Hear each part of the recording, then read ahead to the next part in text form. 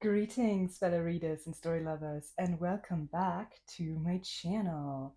We have reached the final installment of my analysis of Act 3, Scene 5 of Romeo and Juliet by William Shakespeare, which is also the last video I'm going to do on this particular scene. After that, we're going to dive into the play's final moments with Act 5, Scene 3. But for now, let's stick to the standard modus operandi for these videos and do a little bit of a recap. So, Act 1 introduces us to the world of the play.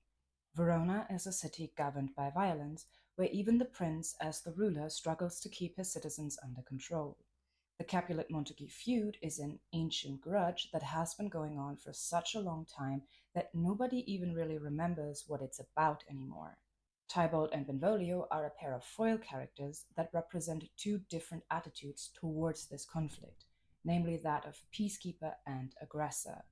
Although violence seems to win out every time there is a conflict, Benvolio, as the only consistent peacekeeper, is the only one of the younger generation who survives the play.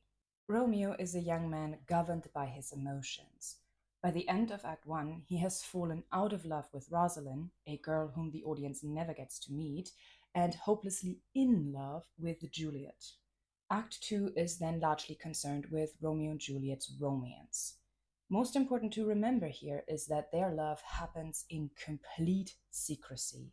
They meet privately in the Capulet orchard the night of the Capulet ball, and then Romeo arranges for them to be wedded by Friar Lawrence in his cell secretively. The nurse meets with Romeo and discusses his plans to marry Juliet only after Romeo's friends have already left. She then relays all the information to Juliet and makes sure she gets to Friar Lawrence's cell, which shows how much of a confidant she is to Juliet. Romeo and Juliet's wedding also happens without anybody else knowing what's going on. Act 3 then becomes about the public consequences of their private love.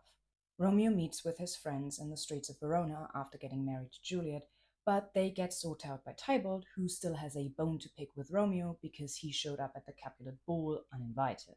Because Romeo is married to Juliet, he doesn't want to fight Tybalt, which Mercutio mistakes as cowardice, so he steps in to fight Tybalt himself. Tybalt kills Mercutio, which makes Romeo see all kinds of red, and he kills Tybalt in revenge. The prince then banishes Romeo from Verona as a result. This marks the turning point of the play, the moment where private love meets public consequence, and Romeo and Juliet's love becomes irrevocably doomed and impossible to sustain. Romeo and Juliet each learn about Romeo's banishment separately, but both of their initial reactions are to despair and threaten to kill themselves. The friar comes up with a plan that seems almost feasible, but Juliet's parents throw a wrench in it by moving Juliet's wedding to Paris forward to this Thursday, which in the timeline of the play is just 2 days away. And all of that brings us back to Act 3, Scene 5, which has been the focus of my last two videos. At the beginning of the scene, Romeo and Juliet have, unbeknownst to them, the last private conversation they will ever share with each other. They argue over whether it is the nightingale or the lark that sings, but their argument is about more than just birds. It signifies the conflict between their desire to remain together and their need to separate. Morning approaches, and that means they can't stay together safely. So Romeo leaves for Mantua, meaning he is physically removed from Juliet. Shortly afterwards, Juliet has a premonition about his death, which reinforces the audience's awareness of the coming tragedy. The focus of the scene then shifts away from Romeo and Juliet as a couple and onto Juliet's relationship with her parents. We learn that Juliet's mother is a rather cold and emotionally unsupportive woman who chastises Juliet for crying too much. She then openly plans to have Romeo murdered, which Juliet can't respond to honestly without fearing exposure of both Romeo and their secret marriage. So she uses clever wordplay to deceive her mother. Her mother then tells her that she is to marry Paris, which Juliet refuses. When her father, Lord Capulet, learns of this, his first reaction is to be confused, then angry, and finally downright cruel when he threatens to abandon Juliet to the streets, which would leave her completely socially isolated. After his exit, Lady Capulet once again proves that she is of no help to Juliet when she refuses to protect her daughter from her husband's wrath, which leaves Juliet with only one person she can turn to, the nurse. And her reaction is going to be this video's focus. So let's dive into that, shall we? Now, before we look at the nurse's response, we first need to understand the question that Juliet puts to her. Because unfortunately for Juliet, her problem goes a lot deeper than simply not wanting to marry Paris. Here's how she approaches the nurse. "Oh, nurse, how shall this be prevented? My husband is on earth, my faith in heaven. How shall that faith return again to earth, unless that husband sended me from heaven by leaving earth? Comfort me, counsel me. Alack, alack, that heaven should practice stratagems upon so soft a subject as myself. What sayst thou? Hast thou no word of joy? Some comfort, nurse." Now, what is it that she's actually saying here? The first thing she asks is not, "Nurse, what should I do?" but "How can this be prevented?" This being her impending marriage to Paris that her parents are trying to force her into. So she's not asking the nurse whether or not she should marry Paris, she's asking how this marriage can be stopped. And then she gives her reason for not wanting to go through with this marriage. "My husband is on earth, my faith in heaven. How shall that faith return again to earth, unless that husband sended me from heaven by leaving earth?" She's saying that she can't marry Paris because she's already married to Romeo, and her faith prevents her from being married to more than one person at the same time. Now, a little bit of background here. Religion played a much larger role in Shakespearean society than it does today, particularly when it came to marriage. Marriage was considered a lifelong sacred bond. Divorce simply wasn't an option, so the only way for you to marry again was if your previous partner had died. That's what Juliet is referring to when she says that her faith can only return again to earth if her husband sends it to her from heaven, that she can only marry Paris if Romeo were dead. Also, while bigamy, so the act of entering a new marriage while still being married to someone else, wasn't considered a crime yet, it only became illegal in 1604, it was seen as a terrible sin. So, in Juliet's mind, if she were to marry Paris while Romeo is still alive, she would forsake her belief in God and therefore go to hell. So, from Juliet's perspective, marrying Paris isn't even an option. Her next few lines are also interesting to me. She says, "Alack, alack, that heaven should practice stratagems upon so soft a subject as myself." Now, stratagems means tricks. So to me, these lines sound a little bit like, "Oh, woe is me, how cruel heaven is by playing all these tricks on someone as innocent as me." At first glance, this reminded me of Romeo calling himself Fortune's fool after he killed Tybalt. Like she's saying that she was put into the situation by forces beyond her control, and it's not her fault. But on second thought, I think she might have a point. Yes, she did agree to marrying Romeo after less than 24 hours of knowing him, which is part of the reason she finds herself in this predicament, but she had nothing to do with either Mercutio's or Tybalt's death or Romeo's banishment. She wasn't even there when any of that went down. And she certainly didn't ask her parents to arrange a marriage to Paris either. So it really does seem like the heavens are conspiring against her at this point. Now, how does the nurse respond to this? Let's look at what she says, shall we? "Faith, here it is. Romeo is banished, and all the world to nothing, that he dares ne'er come back to challenge you, or if he do, it needs must be by stealth. Then since the case so stands as now it doth, I think it best you married with the county. Oh, he's a lovely gentleman. Romeo is a dish-cloud to him. An eagle, madam, hath not so green, so quick, so fair an eye as Paris hath. Beshrew my very heart, I think you're happy in this second match, for it excels your first, or if it did not, your first is dead, or 'twere as good he were, as living here, and you no use of him." So, first she lays out the situation. Look, love, Romeo's banished and he cannot come back to claim you, and even if he does, he must do it in secret, and that's no use to either of you. Which leads to her advice. I think it's best you married the Count. She then spends some time trying to convince Juliet that Paris is the better choice. She calls him a lovely gentleman, says that he is handsome, vibrant, and exceedingly intelligent. So, all in all, a very good match for Juliet. She even says something along the lines of Romeo should be as good as dead to Juliet because that marriage is of no use to her now. Now, why is she saying all of this? It would be easy to think that the nurse is giving Juliet bad advice here. In fact, she's not really answering Juliet's question at all, is she? If you'll remember, Juliet asked how the marriage to Paris could be prevented, but the nurse is telling her to go along with it. So it's easy to see why Juliet would feel betrayed by this answer, isn't it? But let's look at it from the nurse's point of view. Romeo's banished, and she reckons he might not even come back for Juliet. That's in the and all the world to nothing that he dares not come back to challenge you. Juliet's father has just threatened to disown her, which I don't know if I've mentioned this, but the nurse was there when that conversation took place. Juliet is a 13-year-old girl with very limited to absolutely no agency, especially if her father does go through with his threat of disinheriting her. Paris is a count, so a very respectable man with excellent social standing.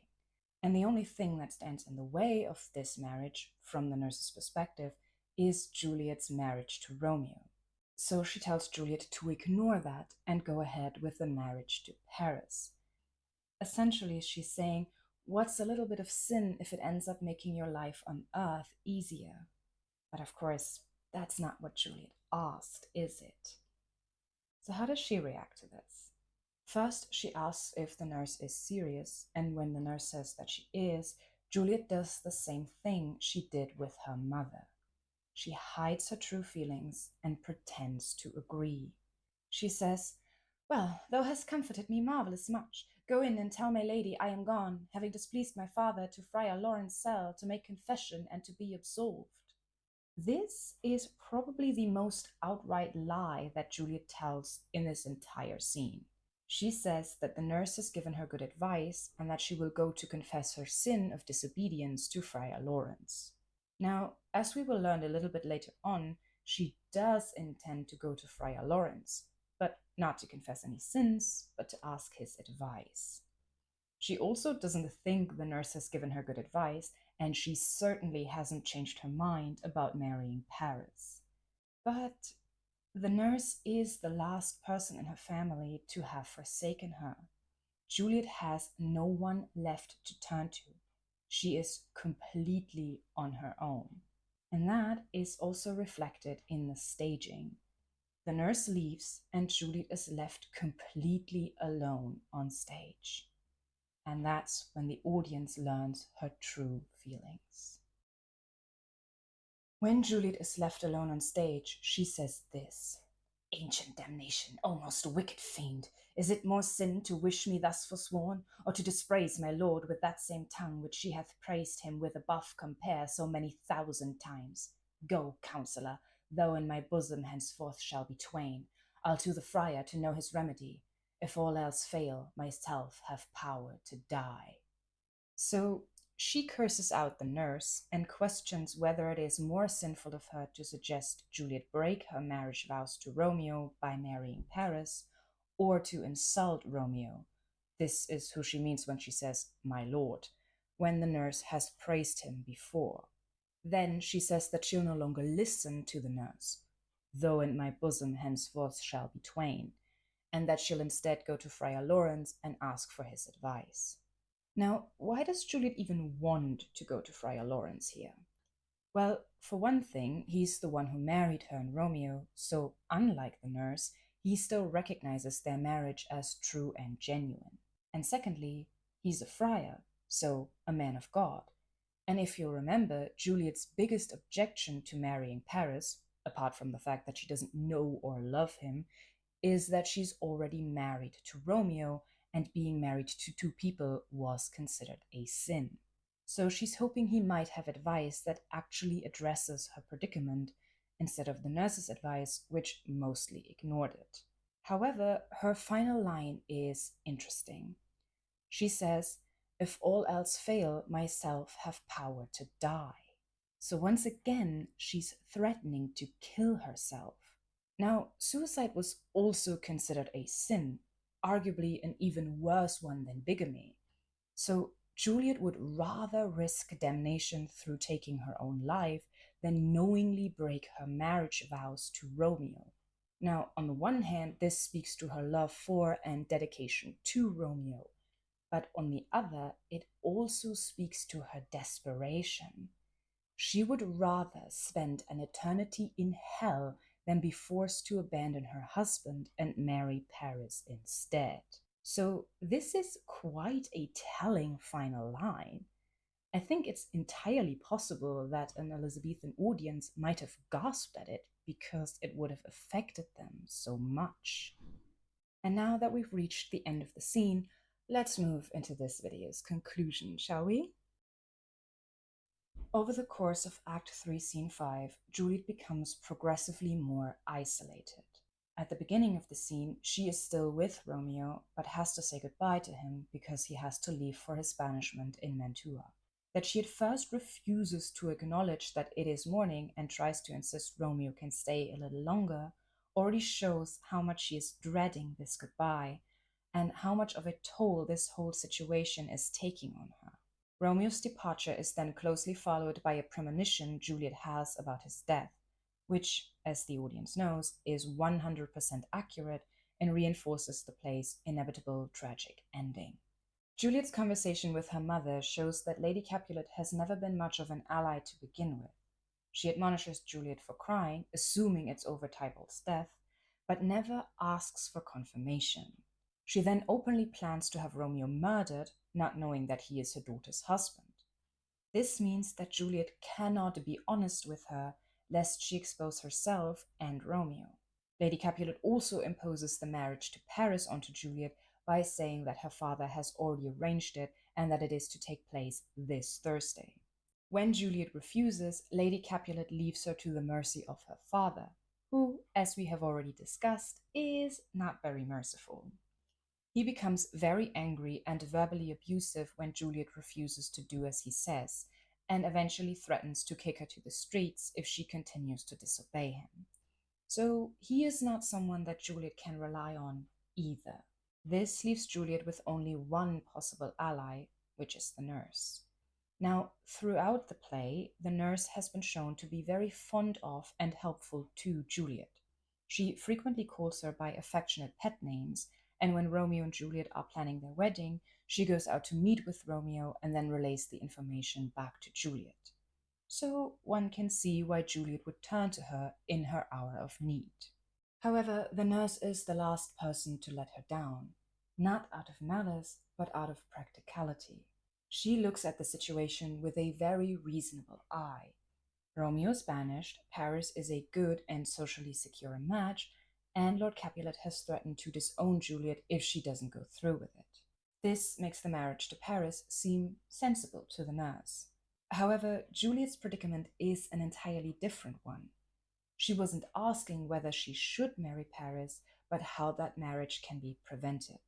Because in her mind, marrying Paris isn't even an option due to her faith.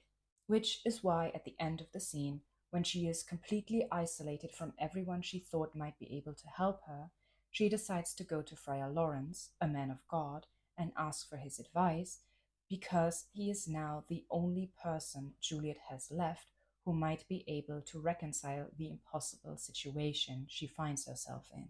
This makes Act 3, Scene 5 Juliet's personal turning point, whereas Act 3, Scene 1 marks the external turning point of the play, the moment the tragedy becomes unavoidable due to the character's actions. Act 3, Scene 5 is the moment the tragedy stops happening around Juliet and starts closing in on her personally. By the end of it, everyone whom she thought she could rely on either has been taken away or failed her. And with no one else left to turn to, she places her last hope in Friar Lawrence. Whether or not he'll come through is something we're going to have to look at in the next video. For now, this is me signing off. We're gonna do this one more time. And how much of it sounded like I swallowed half the word. Getting sweaty hands because it's still very hot. My foot fell asleep. Tybalt's death. Again, I should read the sentences. When Juliet leaves, she doesn't leave. She is the only one left at the end of the scene. It is 12 o'clock. Church bells in the background. And now there's a plane. I think I'm just gonna start over. Thanks everyone for watching. If you enjoyed this video, please make sure to like, share, and comment down below. And don't forget to hit subscribe if you don't want to miss any of my future videos. I also have a Patreon that you can subscribe to, starting at as little as $2 a month, which gives you early access to any of my videos. Higher tiers include access to exclusive Patreon-only content and the chance to suggest books, plays, or poems for any future analysis. For now, that is it from me, and I'll see you next time.